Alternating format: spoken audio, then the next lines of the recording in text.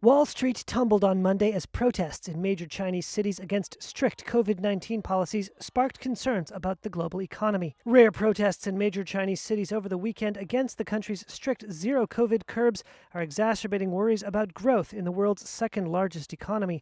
The Dow Jones Industrial Average fell almost 500 points, dropping nearly 1.5%. The S&P 500 and the Nasdaq both dropped more than 1.5%.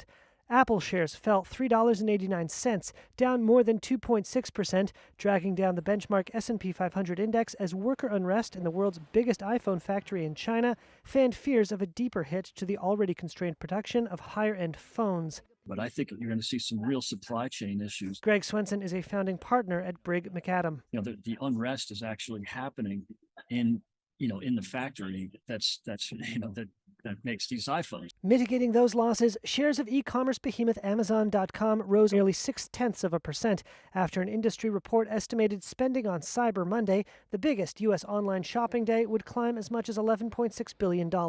Also sounding something of an optimistic note, John Williams, the New York Federal Reserve Bank president.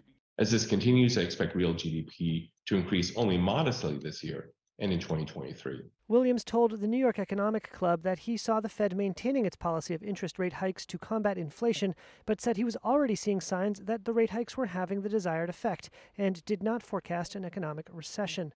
It will take some time, but I'm fully confident that we'll return to a sustained period of price stability. The Fed has been wrong so much in the last 2 years, really the last 5 years.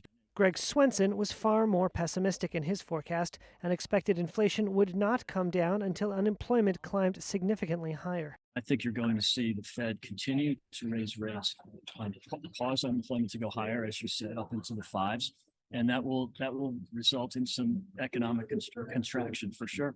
This week, investors will keep a close watch on November consumer confidence data due on Tuesday, the government's second estimate for third quarter gross domestic product due on Wednesday, and November's jobs report due on Friday.